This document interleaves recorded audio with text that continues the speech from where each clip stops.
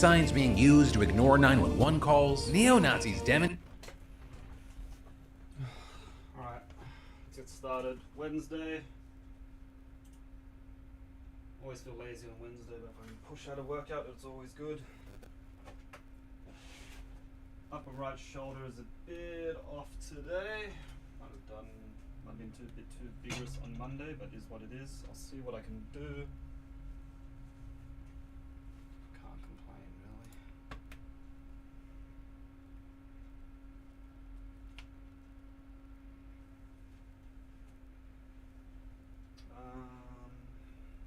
Let's see. Man, I wanted to do shoulders today.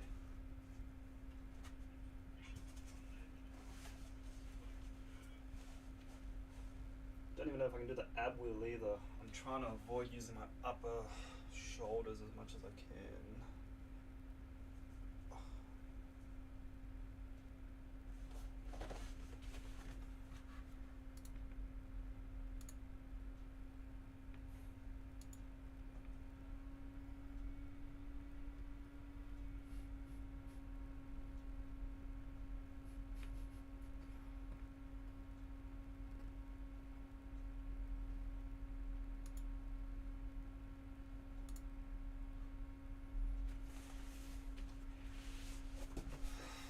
As long as I do something that matters.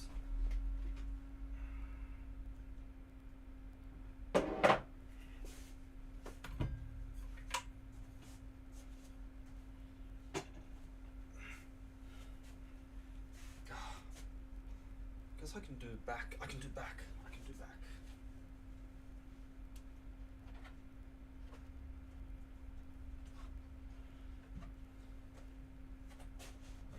Back.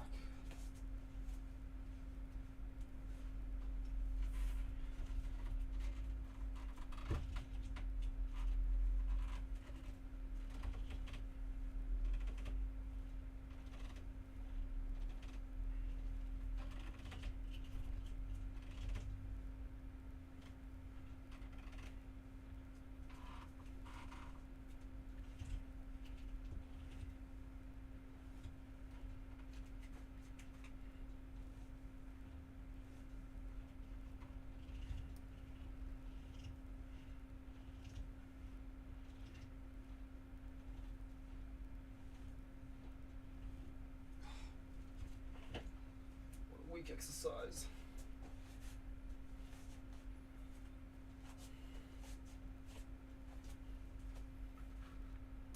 demonstrating outside of a Broadway play, and the absolute clown of a juror in the criminal probe of Trump and his allies. So we're going to talk about all that on today's brand new Sunday Philip DeFranco show, so welcome back. Hit that like button and let's just jump into it. Starting with the fact that a juror in the criminal probe of Trump and his allies may have seriously fucked shit up, all in the pursuit of 15 minutes of fame. Also, for some background, this is relating to the investigation into attempts to overturn the election in Georgia. As part of that probe, which is widely seen as one of the biggest legal threats to Trump, a special grand jury was convened. That jury spending 8 whole months investigating the matter to make a report and recommendations that Fulton County District Attorney Fani Willis will then use to decide whether or not to bring charges against anyone, or because the special grand jury itself does not have the power to bring indictments. And actually, until recently, we had very little information about the contents of the jury's report or what recommendations they made. Though notably, a judge did release part of their report last week, which showed that the grand jury recommended charges against 1 or more witnesses who they believe committed perjury during their testimonies. But it was unclear how many people that included, which witnesses, or if other charges had been recommended in relation to the violations of state election laws, which I mean really is the crux of this whole case. The thing is though, that changed this week. We have gotten a lot of information, and in fact maybe too much information from the foreperson of the special grand jury, a 30-year-old woman named Emily Kors. Or with the jury now dissolved, jurors are able to speak to the press, though they're unable to share many aspects of the case. And Kors has been shockingly quick to seize onto that opportunity and the enticing spotlight that it provides, with her going on an absolutely bizarre media tour over the last few days and speaking to multiple outlets. And understand, this whole tour has been absolutely wild for a number of reasons. The first, at the very top, is that Kors has been widely criticized for how casually she's been talking about this whole thing, and almost seems like she's having this kind of weird, twisted fun with all of it, with many pointing to this clip of an interview she did with CNN where she's discussing the number of people who have been charged. Or we're talking about massive revelations that literally haven't been publicly discussed until now. And the entire time she's being like weird and giddy and coy, like she knows someone has a crush on you, but she's not gonna tell. There are indictments recommended, of course. Is it more than 12 people? Is it more than 20 people? I think if you look at the page numbers of the report, there's about 6 pages in the middle that got cut out. Allow for spacing. It's not a short list. Not a short list. Would you characterize it as 20-ish people? I can't say I counted. Okay. More than a dozen, though, I think I'd heard you say in another interview. I believe so. That's probably a good assumption. Now, on the note of Trump, she did tease out more in an interview with the New York Times where, when asked if jurors had recommended the former president, she responded, "You're not going to be shocked. It's not rocket science." And adding, "It's not going to be some giant plot twist. You probably have a fair idea of what may be in there. I'm trying very hard to say it delicately." What the fuck is wrong with you? How is this joke of a human being connected to this case? And understand, these are only little bits. This is not where the insanity ends. There were also a bunch of other absolutely wild moments in other interviews. Did you personally want to hear from the former president? I wanted to hear from the former president, but honestly, I kind of wanted to subpoena the former president because I got to swear everybody in. And so I thought it'd be really cool to get 60 seconds with President Trump of me looking at him and being like, "Do you solemnly swear?" And me getting to swear him in. I kind of just thought that would be an awesome moment. I can see how trying to get the former president to come talk to us would have been a year in negotiation by itself. I'd be fascinated by what he said, but do you think he would have come in and said anything groundbreaking, or just the same kind of thing we've heard? So at some point, you don't need to hear 50 people say the same thing. You know what I mean? At some point, you kind of start to get the gist. My coolest moment was shaking Rudy Giuliani's hand. That was really cool for me. I made a point of stopping them and being like, "Wait, before we go back to this, can I shake your hand? Because this is an honor to meet the guy." It was really neat for me. And so with all this, we've seen so many people criticizing her, saying she clearly doesn't take this seriously, with one news anchor painting an absolutely fucking bonkers picture of this woman and how she's handled herself throughout this incredibly important process. Okay. What we have in these interviews is a window into the thought process of a special grand jury that heard evidence in perhaps the most legally perilous investigation of a former president in American history. A special grand jury led by someone who has never before participated in the most basic part of our democracy, voting. Someone who, during proceedings, drew sketches of witnesses like Senator Lindsey Graham and former Trump aide Mark Short, and who swore in at least one witness, I am not kidding here, holding a Teenage Mutant Ninja Turtles popsicle stick. But, and this is a key thing, her actions both in and out of the courtroom aren't just notable because they're so damn weird. They very well could have very significant ramifications, with experts saying it is very, very unusual for grand juries to speak to the press, period, much less in the totally flippant way she did. This is a horrible idea, and I guarantee you that prosecutors are wincing watching her go on this. It's a prosecutor's nightmare. Mark my words, Donald Trump's team is going to make a motion, if there's an indictment, to dismiss that indictment based on grand jury impropriety. But this mental child's selfish decision to try and milk this for all it's worth could literally jeopardize the whole case. It's already being reported that lawyers close to several witnesses are preparing to use Cora's remarks to try and quash any possible indictments in Georgia on the grounds that her comments will taint any charges in the investigation. And beyond that, not only could her actions put this case in jeopardy, but they could also hurt future cases. Right? According to ABC News, Cora's appears to have stopped short of explicitly violating the special grand jury's charter that prohibits her from sharing any information about their deliberations. But experts agreed that her public remarks could be cited in future litigation, possibly as evidence of bias in a motion to dismiss a case or in a motion to change venues. And beyond all that, her comments also simply undermine public confidence in the judicial process, with the outlet's chief legal analyst explaining she shouldn't be doing this. It isn't helpful to the perception of the objectivity of the criminal justice system, and it starts to feel like she's putting pressure on the district attorney to actually move forward with charges. Which is why I want to end this story to say to Coors, because I know you're watching if you're acting like this on TV. Don't be stupid. Stupid? Well, I guess it's a little too late for that. And then, anti-Semitism is rising in the US, and the latest example is this really disturbing neo-Nazi protest outside of a Broadway show this week. Where the musical is called Parade, and it just started previews in New York City, and it's about the true story of a Jewish factory manager named Leo Frank, who was convicted of murdering a 13-year-old girl in Georgia in 1913, and after his sentence was commuted, he was murdered by a lynch mob. With a consensus among historians being that Frank was falsely accused of the crime, and that the trial was heavily influenced by false testimony and anti-Semitic media coverage. And in fact, he received a posthumous posthumous pardon back in 1986, and his case and the coverage around it actually led to the creation of the Anti-Defamation League. And Ben Platt, who won a Tony Award for Dear Evan Hansen, is playing Frank in the show, which had its first preview showing on Tuesday night, which a group of neo-Nazis stood outside of, telling audiences they were supporting the story of a pedophile and saying other gross and violent things about Jewish people, even handing anti-Semitic flyers out to people attending the show. And as far as the group, they've actually been identified to be part of an organization that I won't say the name of because they don't deserve the attention, but notably they are known to be the largest membership-based neo-Nazi group in the country, with one person who attended the show and witnessed the protest describing the demonstration as absolutely wild and genuinely scary. Protests that have been strongly condemned, including by the producers of the musical, who released a statement saying, if there is any remaining doubt out there about the urgency of telling this story in this moment in history, the vileness on display last night should put it to rest. We stand by the valiant Broadway cast that brings this vital story to life each night. Ben Platt also taking to Instagram to talk to his followers about what happened. And it was definitely very ugly and scary, but a wonderful reminder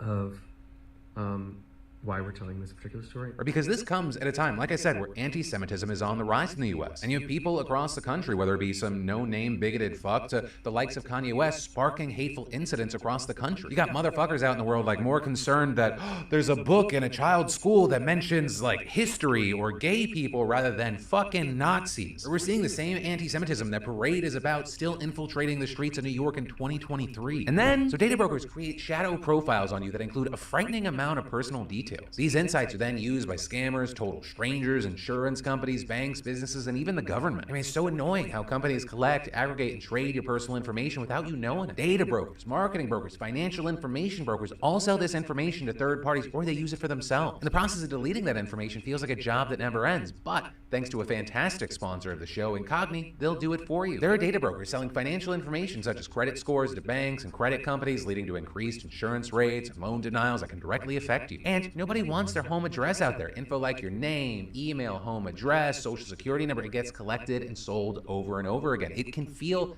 out of control. So enlisting Incogni to take on the process of removing your data off the market, it just makes sense. To protect your privacy, and go to incogni.com/DeFranco, and the first 100 people to use code DeFranco will get 20% off of Incogni. That's incogni.com/DeFranco, and use code DeFranco to get your personal data off the market. And then be careful when you're calling 911, because what you say and how you say it could actually help land you behind bars. Or at least that's what this piece from ProPublica is revealed. Right? Because at the center of all this, you have a man by the name of Tracy Harpster and his so-called 911 call analysis. Harpster was a police detective from a small town, and after attending a course at the FBI, he decided to pursue a graduate degree. And during that time, he published a paper claiming they could figure out if someone was guilty of a crime based on their 911 call, which was then later turned into a study alongside two colleagues. So that sounds pretty fantastical, right? Almost like those channels on YouTube that claim to look at police interrogations and show the signs of someone being deceptive. But here's the thing, as fun as many of those channels are, the reality is there's almost no way to consistently tell if someone's lying just based on their body language. But that doesn't stop so-called experts like Harpster from thinking it could apply to vocal cues, and there's even a whole 911 cop scale checklist and other training that, when combined together, allegedly gave a better idea if the caller is behind the crime. These include things like giving out too much information in a call, an alleged sign that you're trying to waste time. Although at the same time, you're fucked if you only answer what's asked, right? Too much information, guilty. Too little, guilty. Asking huh to a dispatcher's question, you're the goddamn killer. Or let's say you're like now 24-year-old Riley Spittler, who screamed, "Oh my God, my life is over," on a 911 call after accidentally shooting his brother. Or because a detective trained by Harpster concluded that it was too much of a me mindset and that it was intentional, landing Spittler in prison for murder for years. So he ultimately managed to appeal the case to just manslaughter due to the accidental nature of the killing and the fact that this analysis is shoddy at best. Since then, Harpster has claimed to have expanded his research, gotten better data, and uses this to go around the country teaching his methods to hundreds of police departments, often for a hefty fee. Right, so a guy with very little scientific background claiming that he can do this would normally be grounds for skepticism. But in the world of law enforcement, they will cling to junk science left and right if it helps get a conviction. Right, remember, for a while, polygraph tests were lauded as the next big thing. Now, they're not even admissible as evidence in court. However, Harpster's methodologies got a big boost when the FBI featured his research shortly after he wrote it in a bulletin they sent to law enforcement across the country, with one of the issues being that paper wasn't even peer-reviewed at that time. Also, Harpster and his colleagues used just 100 sample calls to make their data, and then they tested their method on that same data, something known as double dipping. Making matters worse is the fact that 100 sample calls isn't enough to factor in things like caller's race, economic group, where they grew up, whether they're neurodivergent, and so on. All of those play major factors in how people speak. Now, a thing that should be noted, this isn't exactly a major problem if they also followed the rest of standard academic procedure, like having other researchers conduct similar studies. But after the FBI prematurely sent out the research, the genie was out of the bottle and Harpster was off to the races. He works on consulting police. It's a little too late for that. And then, anti-Semitism is rising in the US, and the latest example is this really disturbing neo-Nazi protest outside outside of a Broadway show this week. Or the musical is called Parade, and it just started previews in New York City, and it's about the true story of a Jewish factory manager named Leo Frank, who was convicted of murdering a 13-year-old girl in Georgia in 1913, and after his sentence was commuted, he was murdered by a lynch mob. With a consensus among historians being that Frank was falsely accused of the crime and that the trial was heavily influenced by false testimony and anti-Semitic media coverage. And in fact, he received a posthumous pardon back in 1986, and his case and the coverage around it actually led to the creation of the Anti-Defamation League. And Ben Platt, who won a Tony Award for Dear Evan Hansen, is playing Frank in the show, which had its first preview showing on Tuesday night, which a group of neo-Nazis stood outside of, telling audiences they were supporting the story of a pedophile and saying other gross and violent things about Jewish people, even handing anti-Semitic flyers out to people attending the show. And as far as the group, they've actually been identified to be part of an organization that I won't say the name of because they don't deserve the attention, but notably they are known to be the largest membership-based neo-Nazi group in the country, with one person who attended the show and witnessed the protest describing the demonstration as absolutely wild and genuinely scary. Protests that have been strongly condemned, including by the producers of the musical, who released a statement saying, "If there is any remaining doubt out there about the urgency of telling this story in this moment in history, the vileness on display last night should put it to rest. We stand by the valiant Broadway cast that brings this vital story to life each night." Ben Platt also taking to Instagram to talk to his followers about what happened. And it was definitely very ugly and scary, but a wonderful reminder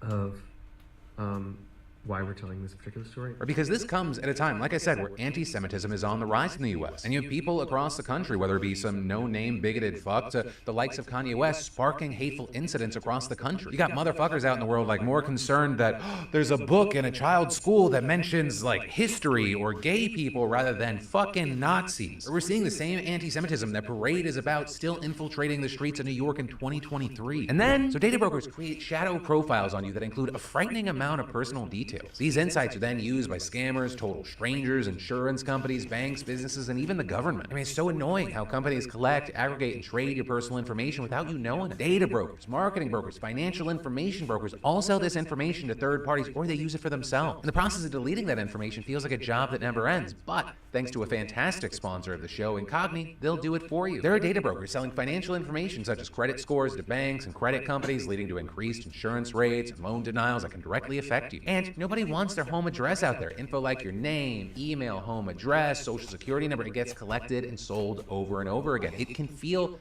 out of control. So enlisting Incogni to take on the process of removing your data off the market, it just makes sense. To protect your privacy, and go to incogni.com/DeFranco, and the first 100 people to use code DeFranco will get 20% off of Incogni. That's incogni.com/DeFranco, and use code DeFranco to get your personal data off the market. And then be careful when you're calling 911, because what you say and how you say it could actually help land you behind bars. Or at least that's what this piece from ProPublica is revealed. Right? Because at the center of all this, you have a man by the name of Tracy Harpster and his so-called 911 call analysis. Harpster was a police detective from a small town, and after attending a course at the FBI, he decided to pursue a graduate degree. And during that time, he published a paper claiming they could figure out if someone was guilty of a crime based on their 911 call, which was then later turned into a study alongside two colleagues. So that sounds pretty fantastical, right? Almost like those channels on YouTube that claim to look at police interrogations and show the signs of someone being deceptive. But here's the thing, as fun as many of those channels are, the reality is there's almost no way to consistently tell if someone's lying just based on their body language. But that doesn't stop so-called experts like Harpster from thinking it could apply to vocal cues, and there's even a whole 911 cop scale checklist and other training that, when combined together, allegedly gave a better idea if the caller is behind the crime. These include things like giving out too much information in a call, an alleged sign that you're trying to waste time. Although at the same time, you're fucked if you only answer what's asked, right? Too much information, guilty. Too little, guilty. Asking huh to a dispatcher's question, you're the goddamn killer. Or let's say you're like now 24-year-old Riley Spittler, who screamed, "Oh my God, my life is over," on a 911 call after accidentally shooting his brother. Or because a detective trained by Harpster concluded that it was too much of a me mindset and that it was intentional, landing Spittler in prison for murder for years. Though he ultimately managed to appeal the case to just manslaughter due to the accidental nature of the killing and the fact that this analysis is shoddy at best. Since then, Harpster has claimed to have expanded his research, gotten better data, and uses this to go around the country teaching his methods to hundreds of police departments, often for a hefty fee. Right, so a guy with very little scientific background claiming that he can do this would normally be grounds for skepticism. But in the world of law enforcement, they will cling to junk science left and right if it helps get a conviction. Right, remember, for a while, polygraph tests were lauded as the next big thing. Now, they're not even admissible as evidence in court. However, Harpster's methodologies got a big boost when the FBI featured his research shortly after he wrote it in a bulletin they sent to law enforcement across the country, with one of the issues being that paper wasn't even peer-reviewed at that time. Also, Harpster and his colleagues used just 100 sample calls to make their data, and then they tested their method on that same data, something known as double dipping. And making matters worse is the fact that 100 sample calls isn't enough to factor in things like callers' race, economic group, where they grew up, whether they're neurodivergent, and so on. All of those play major major factors in how people speak. Now, a thing that should be noted, this isn't exactly a major problem if they also followed the rest of standard academic procedure, like having other researchers conduct similar studies. But after the FBI prematurely sent out the research, the genie was out of the bottle and Harpster was off to the races. He works on consulting police forces and prosecutors around the US to try and get people behind bars based on their 911 calls. And although most law enforcement officials claim, hey, this is just one single tool in our toolbox, that appears to contradict multiple emails and court cases that ProPublica looked at, where they found that the only real evidence prosecutors had was Harpster's cheat sheet. Now, some of those cases have since been successfully appealed, but the fact that it was even allowed at all is pretty appalling, as is the number of prosecutors and officers who swear by his work. One of the things here is that we're likely going to see an uptick in convictions that use this method because it took years for it to get off the ground and into courtrooms. There wasn't enough precedent to bring it into trials as evidence to be examined, and Harpster didn't want to take the stand himself, likely over fears of being debunked and ruining any chances of precedent being set. So that's when his training efforts really took off. He began training so-called experts, and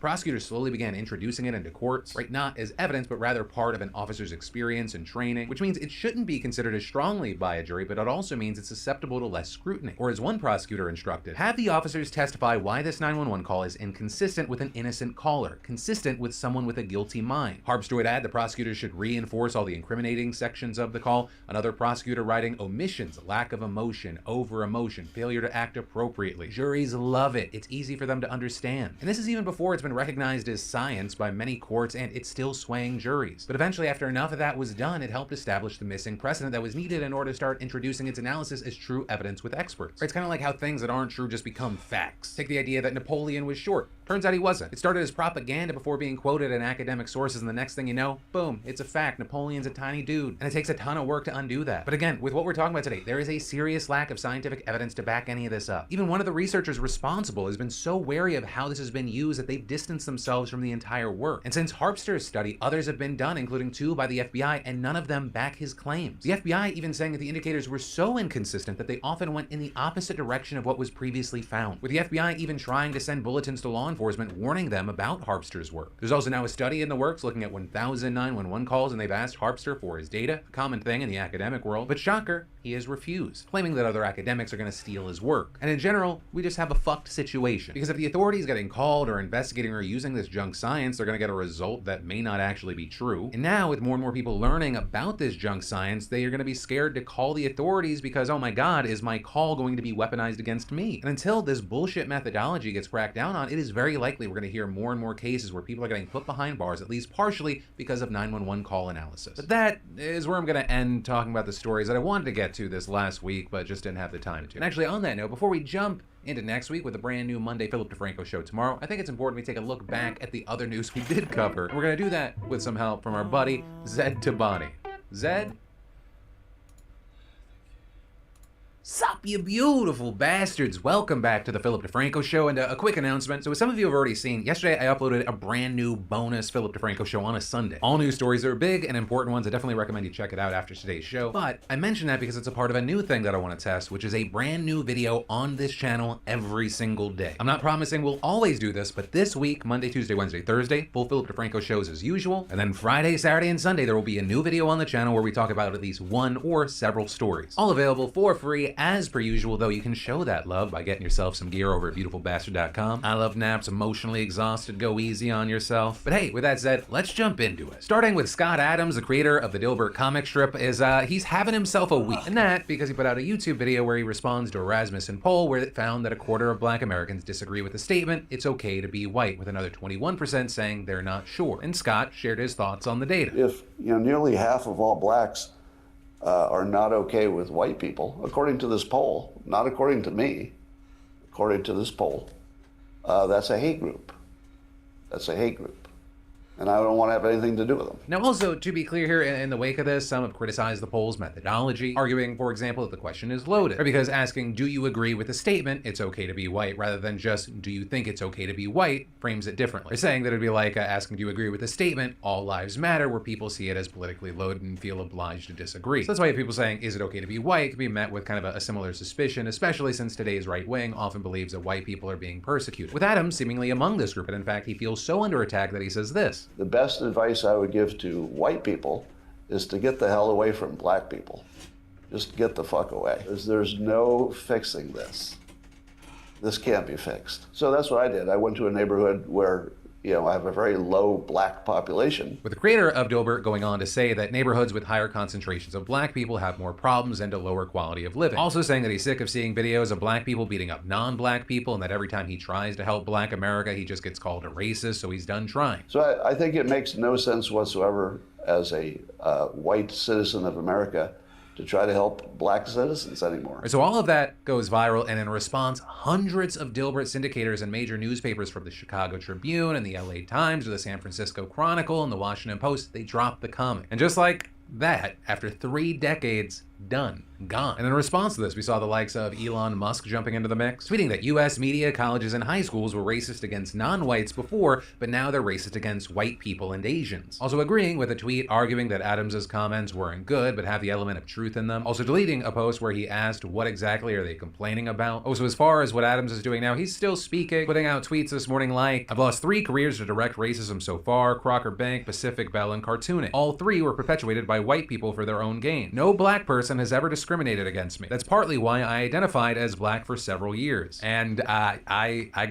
don't know how to respond to that tweet. So yeah, I guess we'll wait to see what happens from here. And then Aiden Ross, the voice of a generation, is being unjustly persecuted. This, according to the warped, deluded brain inside of Aiden. So Aiden, who is yet to be accused by anyone for being too smart, at least by people that do not have brain injuries, he's been having himself a little time as of late. He's an absolutely massive streamer. He's also kind of become Andrew Tate's lackey over the last several months or year. Since his buddy got snatched up by the Romanian authorities, some have said he's gone off the deep end, which in part has been seen as why he's kind of testing out the waters with this new streaming service, Kick. He says they have more lax rules, that he can stream pretty much anything. And the form that has taken recently is pretty special. For one, he live streamed the Super Bowl to around 100,000 concurrent viewers, talked about trying to get his Nazi buddy Nick Fuentes over on the platform, as well as deciding it'd just be fun to have a watch party for porn. What do y'all want to watch, bro? I don't support porn. Like, I don't support the shit. The fuck do y'all want to watch on here, bro? I don't support the shit. I don't condone it. I don't support it. With an audience seemingly full of minors. Wait, how old are you guys in the chat, bro? Jesus, I didn't know that. Ray doesn't say it out loud, but it appears that many in the chat answer his question and they're well under the age of 18. You'll also hear some reports have claimed that he turned on age restrictions for the stream. That also resulted in this fun little moment where you had people like Jake Lucky tweeting out the clip, Aiden seemingly not happy about that, and a screenshot then going around where Aiden says, keep yourself safe, which some say is a super ominous and threatening thing in its own right, but others also noting if you take the first letter, it's KYS, kill yourself. And seemingly with this, Aiden is moving over to Kick, posting a video a few days ago announcing this. And then following that, we saw that Aiden got banned from Twitch for the 8th time. This time, it reportedly being permanent, which, if he was already leaving, probably wouldn't bother him that much. Except, no, he makes a very big deal about it. If I had blue hair and did my makeup, would you have banned me Twitch? And also with this saying, if he was someone else, this wouldn't have happened. I'm permanently banned on Twitch. It's done. It's already done. But I got permanently banned for no reason. At all. Though he did later say there was a reason, he just didn't think that the reason made sense, but declined then to go into further detail for legal reasons. You know, the biggest standout of the story is just how he's victimizing himself in this. Like, I think he's within 24 hours of saying he's like MLK. Gonna drop his own I have a dream speech. But also, I will say, this doesn't come at a great time for Twitch. There are reports coming out now saying that Twitch's viewership has dropped around 10% in the past year. Well, I think part of that can be connected to viewership habits changing post-pandemic. You do also have to consider new competitors like Kick popping up, as well as YouTube acquiring top talent over the past 2 years. And some of that talent actually successfully migrating their audiences and thriving. Though I wouldn't say that's universal, but it is very notable. But ultimately, that's where we are, and we'll have to wait to see what happens. And then, in entertainment news, Jake Paul took the L, fighting with and losing to Tommy Fury over the weekend. While the internet was celebrating what they saw as the downfall of a comic book villain, I personally couldn't help but feel like people were like missing the forest for the trees. That is, a lot of people missing the larger situation, because if you really look at this, Jake Paul has set himself up in a situation where he cannot lose even when he loses. As far as ego, even though Jake Paul was outboxed the entire fight, he didn't get knocked out, he didn't even get knocked down, thanks to a last round knockdown, even though Fury was only down for a second. And I guess one of the judges smoking crack so that he actually gave the fight to Jake Paul, so it was a split decision rather than a unanimous decision. He gets to save face some there. But more importantly, Jake Paul understands how many people hate him. He understands that people want to see him fail. They want to see him get knocked out. And that hate is so strong that tons of people were willing to pay $50 to watch the pay-per-view, which had Jake Paul getting a guaranteed $3.2 million plus a reported 65% of the pay-per-view profits. And so that's why you have some places estimating that he made over $8 million from this fight. Jake Paul even posting today that he made $30 million. I don't know how much we can believe those numbers, which is why I've been saying since the beginning, he is setting himself up for situations where even when he loses, loses, he wins massively. I don't know about you, I would take $8 to $30 million to take a public L, because when I take public L's, I just have like a bad weekend or month, and everything else just stays the same. Now, as far as what happens next, is there a rematch with Fury? I don't know. Like, they might do it. I doubt it would be as successful. It seemed like the big appeal with this fight was the unknown, like where are their skill levels at? And then the other, which I think is still interesting to a lot of people, even though Jake Paul lost, would be Jake Paul versus KSI. Because even though he lost here, he's still widely seen as the best YouTube boxer. And then, before we go any further, let's talk about something very important to me, your health. Chances are you've woken up before with a sore throat, rash, or other symptom and immediately head over to see what TikTok or Google says. And before you know it, you're given doc.com/Phil. And then South Park is at the center of an absolutely massive lawsuit between two major companies right now. So for some background, back in 2019, the streaming rights for South Park, a Comedy Central program owned by Paramount, were up for grabs. And HBO Max, which is owned by Warner Bros., ended up getting the exclusive rights to stream South Park as part of a $500 million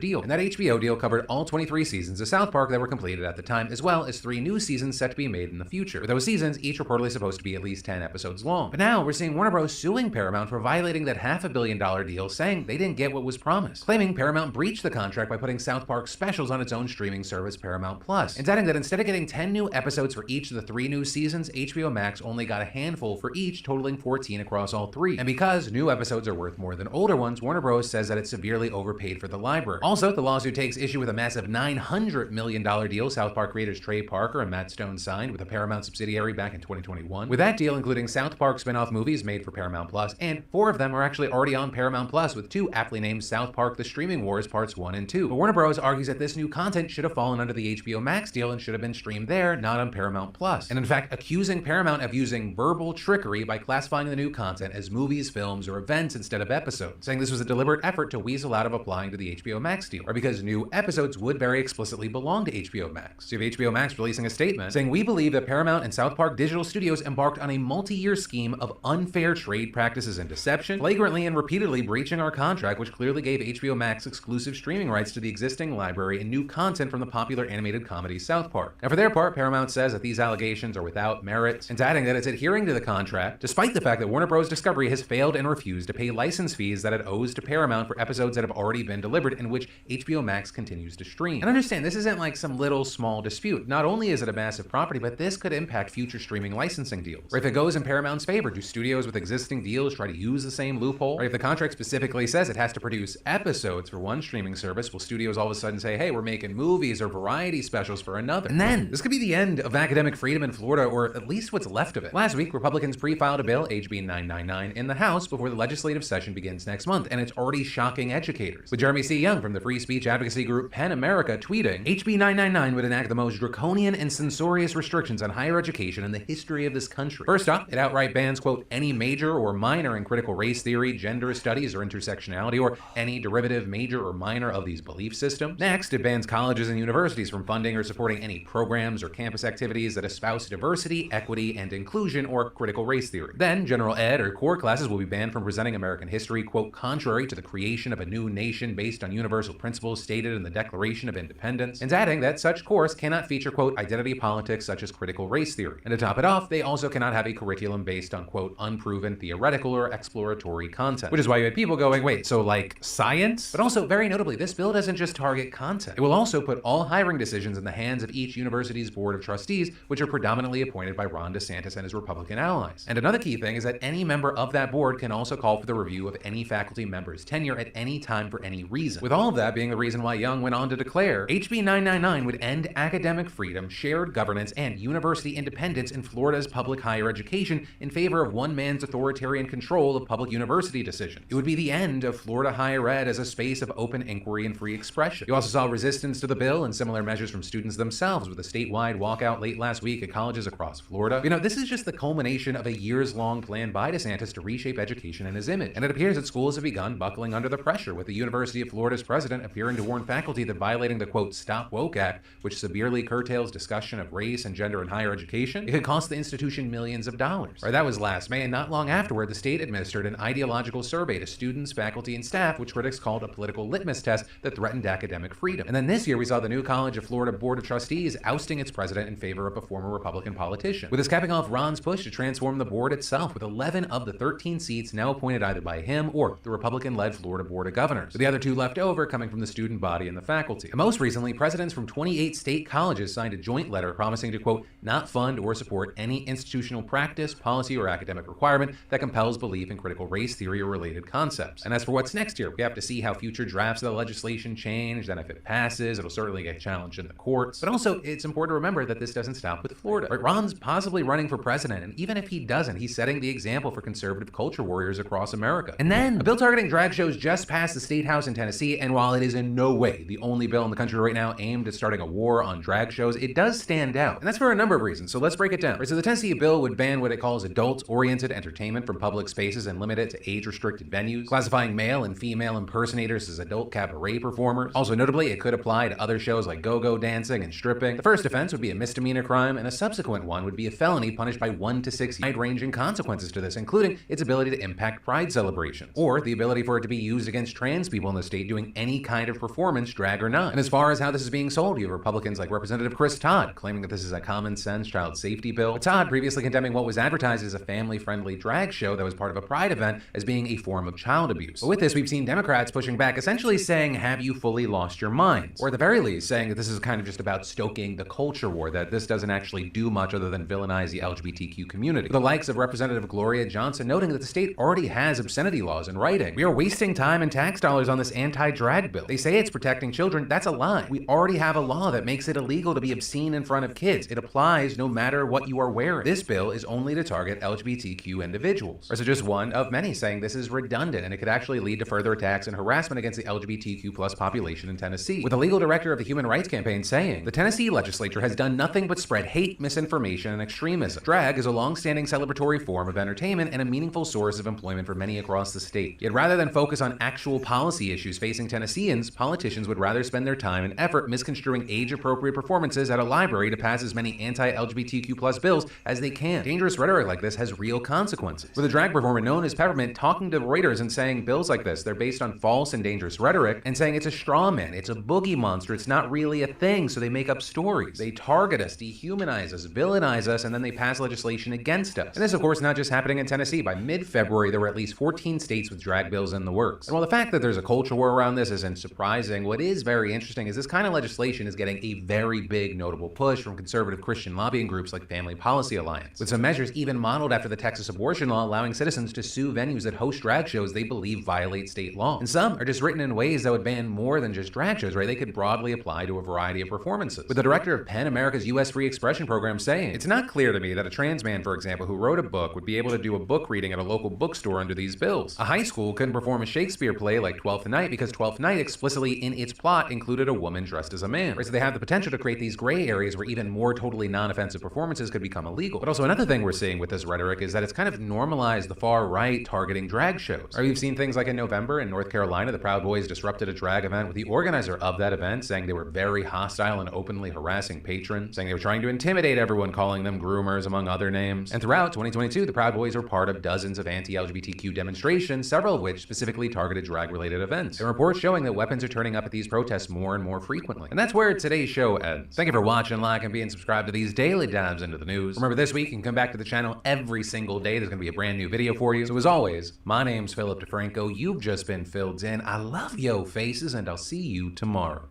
Sup, you beautiful bastards? Welcome back to the Philip DeFranco Show on a week where we're uploading a new video every single day, so buckle up, hit that like button, and let's just jump into it. Let's knock out some quickie news to keep you up to date. You have Andrew Tate taking more public L's, with a Romanian judge now denying Tate's 4th appeal to try and end his detention. That, of course, related to his December 29th arrest, with authorities acting on their suspicion that he and 3 others were engaging in human trafficking and organized crime. And of course, since then, his detention has been extended 3 times, with the main arguments from the judge being that Tate poses a particular dangerousness, and arguing that a free Tate could potentially start publicly identifying the 6 women listed as victims. So now he's behind bars until at least March 29th. And a very key thing here is that the authorities actually have the ability to keep this tactic up for several more months, because they're allowed to detain suspects in investigations for up to 180 days, which could mean by the end of June. Also, a side question, who did he give control of his Twitter account? Like, some of this stuff coming from that account's just strange. Like, what is this tweet? I was awoken last night by an icy chill and identified a ghost in my prison cell. He was terrified and begged me not to annihilate him. I sent him back to hell with a message for the demons. I am always ready. Also, in addition to everything else, the biggest hypocrite in the world. Motherfucker tweeted, when you lie, you make a very powerful enemy.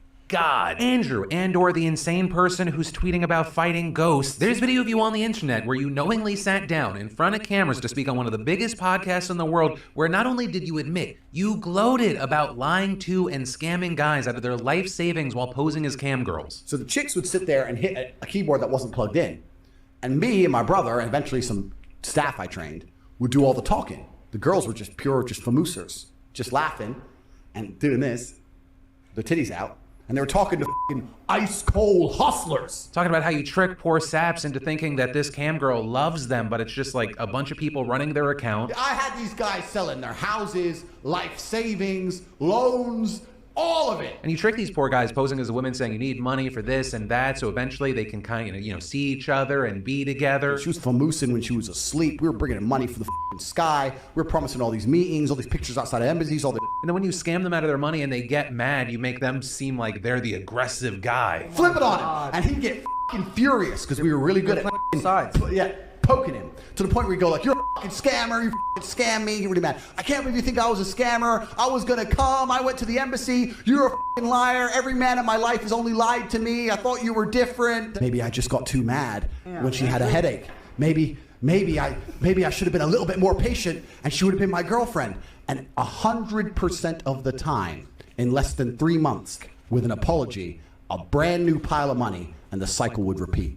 We fucking killed the game. Millions of dollars a week. Your life and lifestyle is built on a mountain of lies. You can hide behind your adopted faith all you want now, but you better hope there's not actually a God. I just don't think it's gonna go well for you. Then in huge online entertainment news, we gotta talk about Kai Cenat, because not only has he blown up over the past year to become pretty much the biggest streamer in the world, he is absolutely smashing subscriber records over on Twitch right now. He's nearing the end of a 30-day subathon, with his stream now having been live 24/7 since it started on February 1st. Last week becoming the third Twitch streamer to ever reach 200,000 concurrent subscribers, also reportedly the first black streamer to ever do so, with him now today beating out Ninja's previous peak of 269,000 concurrents, and as of recording reaching 274,000 subscribers, making him the second most subscribed creator in the platform's history, only behind Ludwig, who managed to hit 283,000 subs in 2021. But I have a feeling Kai's gonna break this record any minute now. And then let's talk about the Take It Down project and what it really says about the moment. Or because this is a project that's billed as letting young people take back control of their intimate images by letting them proactively choose to have intimate images and videos of themselves blocked from online platforms. So this would include full or partial nudity and even poses that are just too sexual. While that's how it's being described, it's also not just a platform for young people. Reportedly, a parent or a trusted adult could do this process for someone in addition to adults who are worried about images from when they were under 18. And when you hear that, you might think what I also thought. Does that mean you're uploading your images to Take It Down servers, like on a database where it's going to get maintained? Doesn't that just open up the door for hackers to try and grab that data? Well, they say they already thought of that. So they say instead, the system works by letting someone choose the images they want to be blocked, and then Take It Down assigns a unique hash code, kind of think of it as a fingerprint for that exact image. So when a copy of that image is uploaded to participating platforms, it's checked for unique markers assigned to that hash and blocked if it matches. So they're saying that the actual image never leaves the user's device, and no one but the person who uploaded ever has access to what the image looks like. They're saying that the data is essentially completely open, it's just a bunch of numbers. And also, if the uploader wants, they don't even have to give any identifying information about themselves. Now currently, the system is only available from takeitdown.ncmec.org, but pretty soon, Facebook and Instagram are going to have integration within their apps to make the process easier for people, with even Pornhub and OnlyFans being major partners in this project, meaning that they'll actively block and remove content that matches any hashes that people have uploaded into the database. With it expected that more platforms are going to join the project as well. And then, Crossley Green is going back to prison. Which, if you don't know, he was the man who was in prison for decades due to a 1989 murder, but he was released in 2018 after it was revealed that there were major issues with his case. Namely, that evidence that could have possibly helped him was withheld from his team. We're talking about things like notes from first responders saying that they thought he was innocent and that officers on the scene thought someone else was responsible. However, that decision was sent to the 11th Circuit Court of Appeals, and Green was placed under house arrest in April of 2021, pending their decision, which came last year when they ruled that while the evidence should have been handed over to the defense, it was ultimately immaterial to the case. Although Green's defense attorney at the time disagreed, saying that if he had known that this evidence existed, he would have handled Green's defense differently. But either way, what this meant was that this was headed to the US Supreme Court, and Green was allowed to be free until they made their decision, which we now know is that they've decided not to hear the case at all, meaning he's heading back to prison, with his attorney telling reporters Mr. Green and his family were devastated by the news today. Yet they are a family of remarkable faith, and they are clinging to one remaining hope: that the state of Florida will grant clemency or parole. There is still time for the state to do the right thing. But there, granting parole, probably not going to happen. He's reportedly been eligible for a while as a model prisoner who's never committed an offense behind bars, but has refused to do so as it requires admitting guilt. And since he's vowed to never do that, it means that his only real option is to pray that Governor Ron DeSantis grants him clemency. Which, I mean, that's a completely up in the air thing. Right? Green's case isn't some, like, random unknown thing. It was actually a very big deal for a while. The prosecution has increasingly left doubt in people's minds. His fingerprints were never found at the scene. Witnesses recanted their testimony, also saying that police coerced them. And that's just some of the issues. But at the same time, DeSantis has been on the record, like many Republican politicians, of wanting to be tough on crime. Although, notably there, he does have a record of granting at least some clemencies and pardons during his time in office. But for now, we'll have to wait and see. And then, in other news, I'm excited to announce the relaunch and rebrand of the DeFranco Daily Download email newsletter. Some of you may remember when I kicked off a newsletter back in 2021, and I'm finally ready to relaunch with great content, new branding, additional ways to interact with the show, a dedicated team, and a vision and roadmap that's going to be shaped by you beautiful bastards. Introducing the Daily Dip. And the Daily Dip's goal is exactly what it sounds like. Sign up to get a quick taste of the news that you may have missed on the PDS, along with tons of bonus content that'll keep you informed, put a smile on your face, and let you get back to your day in 3 to 5 minute waitlist for free. And then, more than 650 schoolgirls have been poisoned in Iran. That's the latest figure since November, when 18 students from a technical school were hospitalized. Reportedly, they smelled something like tangerine or rotten fish, and then they fell ill with symptoms like respiratory problems, nausea, dizziness, and fatigue. And while fortunately nobody appears to have died thus far, the poisonings just keep coming, with more than 10 girls' schools getting targeted in the surrounding province since the first incident, as well as at least 194 girls in the past week alone. And as for who's behind this, we currently don't know. I mean, some suspect the government, others allege that it's an extremist group. But on Sunday, the country's deputy health minister apparently confirmed that the poisonings were intentional, saying it became evident that some people wanted all schools, especially girls' schools, to be closed down. But we later saw him backpedaling on that, saying that he was misunderstood. But this, as a member of the Parliament's Health Commission, also confirmed they were intentional, and now the government says that they're investigating the incidents. And in the meantime, several schools have shuttered, and for those that haven't, girls are just refusing to return, with one teacher, for example, saying out of 250 students, only 50 attended classes. And the response to this has been utter frustration, with parents protesting outside of the governor's office in the city, where most of these cases are being reported, with one father shouting, "I have two daughters, and all I can do is not let them go to school." And another woman adding, "This is war. They want girls to stay at home." And a key thing with all this is coming as protests over the killing of Mahsa Amini last September still rock the country, with one human rights group counting over 20,000 arrests and at least 500 deaths. But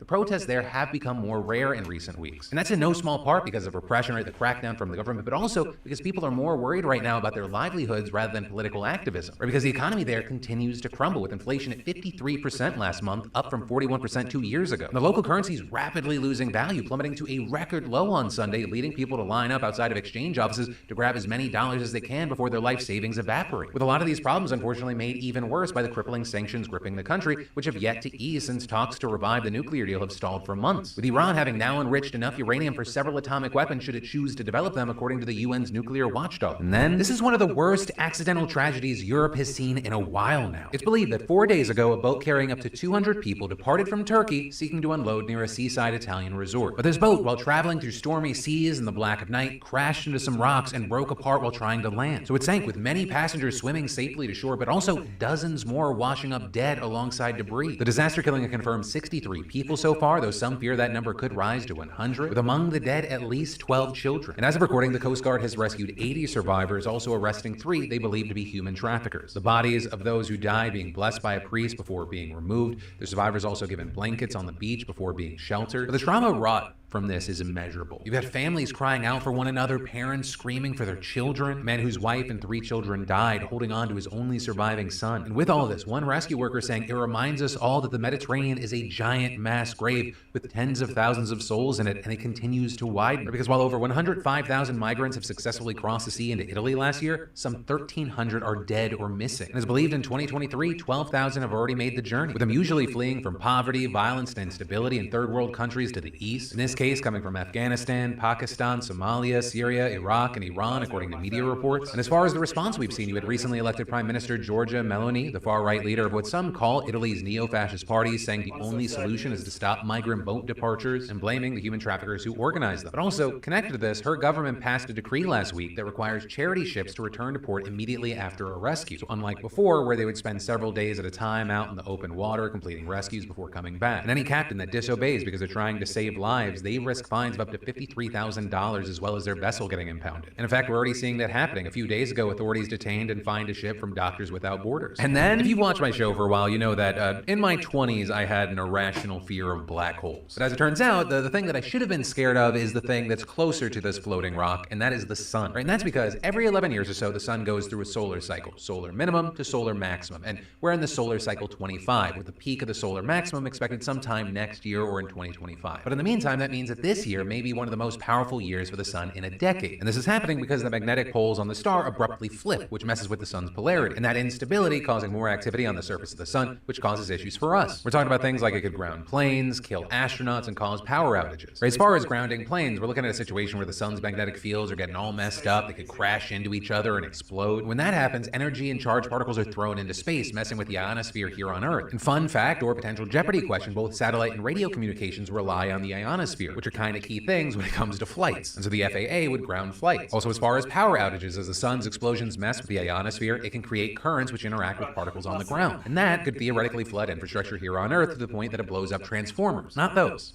Though notably, it would have to be an absolutely massive geomagnetic storm hitting Earth to put multiple transformers out of commission. And then as far as the killing astronauts, I think that's just, I feel like that's the most straightforward one. Right? I mean, I'm going to give you the specifics, but I think you can fill in the blanks. You're like, yeah, sun explosions, probably bad to be out there. Right? But the sun, it lets off radioactive material that people here on Earth are mostly protected from thanks to the atmosphere. But hey, not all doom and gloom. As the sun becomes more active, like we talked about, it interacts with the ionosphere, and that's what causes auroras like the northern lights. And so when the geomagnetic storms hit Earth's ionosphere, the auroras become brighter and larger. So the auroras actually end up being visible further south than expected. Some even reportedly visible in the southern UK over the weekend. And ultimately, for me, this situation feels like the sun is my wife. Fun for me to look at, but also potentially deadly in certain situations. And that's where today's show ends. Thanks as always for being a part of my daily dives into the news. Remember this week, come back every day. I got a brand new video every single day, 7 videos this week. And if you miss one, I'll get you covered right here as always. But my name's Philip DeFranco. You've just been filled in. I love yo faces, and I'll see you tomorrow.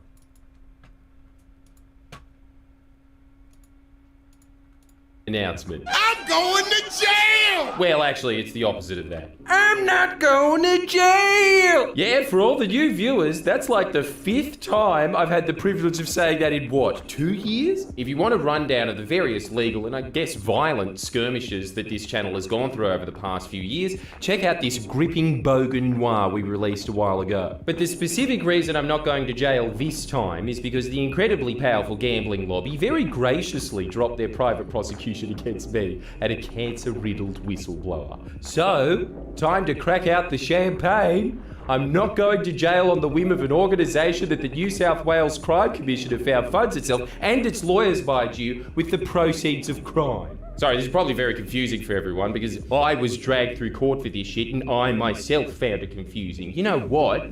I bet that the lawyers prosecuting me found it confusing too, but I didn't want to fund their prosecution against me further by taking that bet. So let this video explain to you, as best it can, how I could have ended up in prison for the crime of someone else pointing out crimes. And if you do understand this video, for the love of God, can you give Naked Lunch a crack and tell me what happened in that movie?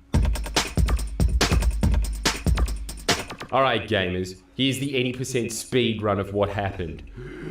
I'm in New South Wales, that's the most populous state in Australia. New South Wales is the gambling capital of the world. We love to gamble using poker machines. We call them pokies. The lobby group that represents the main venues that contain pokies is Clubs New South Wales. It's very easy to launder the proceeds of crime by putting it through those pokies. Clubs New South Wales employee Troy Stolz leaked to Parliament that 95% of Clubs New South Wales venues are not complying with anti-money laundering regulations. Clubs New South Wales sue him for this, draining him of hundreds of thousands of dollars, forcing him to sell his house. I covered this suit in September of 2021. Months later, Troy discovers he has developed terminal cancer. My producer is the first to interview Troy after the cancer diagnosis, where they discuss his cancer, his prognosis, and the ongoing legal battle with Clubs New South Wales. The interview was put out on this channel. And then Clubs New South Wales had, as you kids would say on the net, a meltdown. For the first few months after this interview came out, I thought I was being stalked. Actually, why don't we let past Geordies tell this part, eh? I thought that I was being stalked. I'm rarely ever at home. What happened every couple of weeks when I actually do go through the front door of my house is I could feel that someone was coming up behind me. Clubs New South Wales took out an ex parte application in the Federal Court of Australia to run a criminal contempt of court prosecution against Troy Stolz and myself. Troy for the heinous crime of being interviewed, and me for the heinous crime of someone else interviewing Troy. Just so everyone knows, that's not me in the interview. I haven't had plastic surgery and straightened my hair chemically. That's my producer. Now, ex parte. You know what that means? No? Because you weren't alive in 1 AD? No excuses? Pick up your game. It basically means a decision made in court with only one party present. Even in f***ing show trials, they have two parties present. Troy wasn't there. I wasn't there. How could we be? We didn't know it was on. Usually an ex parte is reserved for the most serious, dire situations. I'm talking about someone's life being in jeopardy, shipments of drugs just about to arrive, someone abuses the YouTube copyright system, and actually that is pretty much what happened. I probably shouldn't have used that as the gag there. Clubs and their lawyers basically made the argument to the Federal Court of Australia that this YouTube video was so dangerous and intimidating that they had to be granted the right to prosecute over it without my lawyers even being given the opportunity to point out some silly little facts like, I wasn't there! In my opinion, it would take pretty accommodating lawyers to actually go ahead with such an insane ploy. Luckily for clubs, it really seems like they had been stocked in that particular category. The ex parte application is granted without my knowledge, which is how it works. And I spent a month thinking I'm being stalked as a result. How silly of me. Why would anyone want to know where I live? Turns out it was just one of Clubs New South Wales' goons trying to serve me by private prosecution.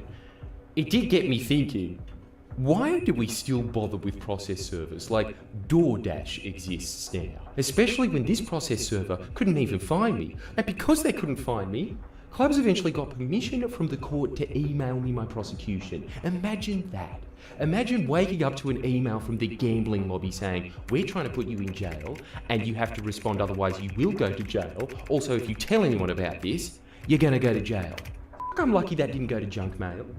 This was all under a suppression order, meaning that it was illegal for anyone to report on this prosecution. Not that the Australian press would have anyway, but it was illegal for me to even tell anyone. If I had a flatmate and accidentally told him, that was my life. The most annoying part of the Monopoly board. Anyway, I go to court wearing my court clothes, which is essentially just my work uniform now. I honestly feel like one of those NRL players. Like, it's just, why am I constantly being taken to this particular building? I really genuinely don't understand. So going after me and a dying whistleblower sort of starts to kick up a bit of a fire about the power of Clubs in New South Wales and money laundering through poker machines. You put your dirty cash in, you get your clean cash out, you take your receipt or check and you shake it all about. You do your money laundering, you get the out. That's what it's all about. This might be a surprise to you, but not everyone in the state is cool with money laundering being easier than getting out of a Wilson car park. One of the main solutions is the cashless gaming card that allows limits to be placed on spending and allows police to see if the money from meth is getting turned into money from Queen of the Nile. The New South Wales Crime Commission comes out with a report that details that billions of dollars of the proceeds of crime are washed through pokie machines every year, and to combat this scourge, it recommends adopting the cashless gaming card. In response, Clubs New South Wales initiate a jihad against the proposed cashless gaming card. The prosecution of Troy and myself was just legal fatwas in this jihad. They launched custom political campaigns against politicians that back the cashless gaming card, including Helen Dalton, an independent holding one seat. Think about that. Just an act of pure intimidation designed to warn others not to step out of line. As you can imagine, the arguments against the cashless gaming card are that level of shit that you can only get from AM radio. You know those arguments like, oh, cash on a gaming card? That's a bit, elitist, isn't it? How? I don't know. They're honestly that lazy and half-assed. The best argument seemed to be, oh, well, this is all a bit complicated. I mean, who's ever heard of putting money on a card? You know your nan can't figure out a card. She's got very few joys in life. It's only chuck it in 50s until she's got no retirement funds left. Just some old-fashioned fun. If you're Australian, you already know how stupid that is. You know how difficult and annoying it is to get into a club. It's like you're doing a clarity test at the Church of Scientology. They make you fill out all these ridiculous questions like, what's your deepest, darkest secret? And then if they don't like your shoelaces, they kick you out anyway. Believe me, I know. At this time, Clubs New South Wales CEO Josh Landis is going on a bit of a media rampage, desperately trying to turn public sentiment against the gaming card, when he goes too far. Says the Premier of New South Wales, Dominic Perrottet, wants the cashless gaming card because of his Catholic gut. He's fired because of this.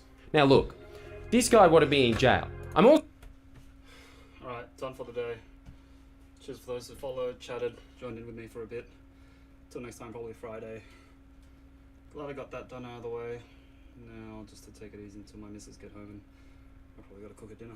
But anyway, till next time, good luck on your fitness journey.